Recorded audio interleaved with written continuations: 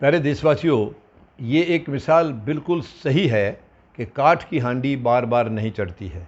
देखिए, बीजेपी ने बंगाल में काठ की हांडी चढ़ाने की पूरी कोशिश की है, अपनी तरफ से काठ की हांडी चढ़ाई थी। यानी लोगों को नाजायज़ लालच दे करके टीएमसी से काफ़ी लोगों को इन्होंने अपनी पार्टी में शामिल कर लिया था। मगर वहाँ जाने के बाद अब देश तो यही मानता है, देश की जनता तो यही कहती है कि बीजेपी के पास एक वॉशिंग मशीन है, वो विशेष किस्म की है। वो मशीन किसी देश में उपलब्ध नहीं है, केवल एक ही मशीन है, वो बीजेपी के पास है। वो कितना भी भ्रष्ट नेता हो दूसरी पार्टी का, कितना भी भ्रष्टाचारी हो, वो उसको उस मशीन में से एक बार निकाल देते हैं तो वो आदमी शुद्ध हो जाता है, पवित्र हो जाता है, और उसको फिर ये अपने अंदर शामिल कर लेते हैं। ऐसा है, ऐसा ये कर रहे हैं। लेकिन पता नहीं अब बीच में या तो उस मशीन का मटेरियल कुछ गड़बड़ा गया है, यानी वो लंबे समय तक शुद्ध नहीं रह पा रहे हैं वो आदमी। टीएमसी के चुनाव से पहले आप लोगों ने देखा होगा, बहुत सारे नेता इन्होंने निकाल के कुछ लालच दिया होगा, किसी को डराया धमका भी होगा, क्योंकि इनके पास सारे गुण हैं, ये हर तरीके से संपन्न है, पैसा बहुत है, देश का आधा पैसा इन्हीं के पास है, और डराने के लिए भी इनके पास चाबी है, क्योंकि केंद्र में सरकार इनकी है। तो वो उनको डरा देते हैं कि हम ईडी पीछे लगा देंगे, सीबीआई पीछे लगा देंगे। तो कैसे भी काफ़ी सारे नेता टीएमसी से इन्होंने अपनी पार्टी में शामिल कर लिए थे, लेकिन अब उनका मोह भंग हो चुका है। धीरे धीरे जैसे मुकुल राय थे, टीएमसी से जाके वहाँ पर उनके राष्ट्रीय उपाध्यक्ष थे, वो वापस आ गए टीएमसी के अंदर, टीएमसी में वापस पहले की तरह ही हो गए हैं। और अब एक गंगा प्रसाद हैं, जो अलीपुर द्वार के जिला अध्यक्ष थे, और अलीपुर द्वार में बीजेपी की टोटल 5 की 5 सीटें हैं, यानी वहाँ की 5 सीटें बीजेपी ने जीती हैं। और इन सीटों के जीतने में गंगा प्रसाद का बहुत बड़ा हाथ था। इसका मतलब काफ़ी इसकी गुडविल है इस इंसान की वहाँ पर।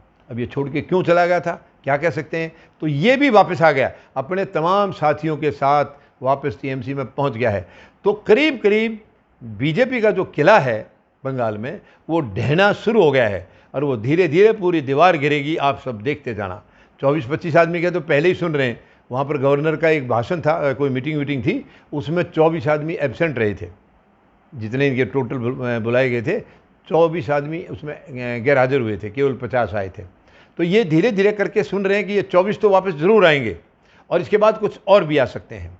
तो ये यानी साफ साफ जाहिर हो रहा है, आप धोखा दे करके किसी को एक बार बेवकूफ़ बना सकते हो, बार बार अब समय नहीं रहा है। पहले का ज़माना अलग था, अब सब समझदार हो गए हैं। ज़्यादातर लोग तो धोखा खाते भी नहीं हैं, लेकिन बहुत से लोग हैं वो खा जाते हैं, तो दोबारा धोखा नहीं खाएंगे, वो आपको फिर आपकी औकात दिखाएंगे। तो ठीक यही काम बंगाल में शुरू हो गया है, और मैं तो यही चाहूँगा कि हर एक प्रदेश में इनका विरोध किया जाना चाहिए।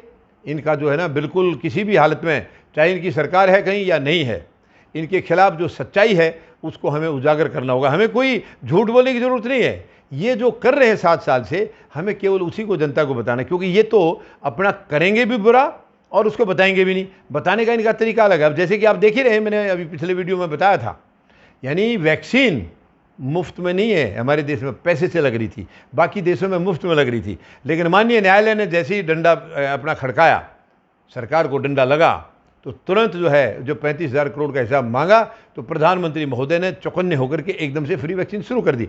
और इसका पूरी पार्टी, इनकी जितनी भी सरकारें हैं प्रांतों में, वो कितना ज़बरदस्त इसका प्रचार कर रहे हैं, इवेंट बना करके। तो वो इवेंट बना रहे क्योंकि चुनाव आने वाले हैं, तो प्रधानमंत्री महोदय को तो हीरो बनाना है ना इन्होंने।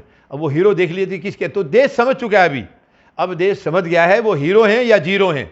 देश की नज़र में प्रधानमंत्री महोदय हीरो नहीं है, वो जीरो हैं, बिल्कुल बिग जीरो। क्या दिया 7 साल में, केवल जीरो दिया उन्होंने देश को। अब और जीरो हम बर्दाश्त नहीं कर सकते हैं, क्योंकि जिस दिन से आए हैं ये जो संसाधन बने थे सबको एक एक करके बेच रहे हैं। धीरे धीरे अभी बैंकों को भी बेचना शुरू करेंगे ये। तो ऐसा इंसान हमारे देश में नहीं चाहिए, हमारी सरकार में ऐसा इंसान नहीं चाहिए जो देश की बर्बादी करे, जो देश को बनाने का कभी सोचे नहीं, देश की बर्बादी करे। और फौजी जनता पार्टी, इसका नेतृत्व सैनिक कर रहे हैं। सैनिक कभी बर्दाश्त नहीं कर सकता है। सैनिक के लिए देश से बढ़कर कुछ नहीं है, देश सर्वप्रथम है।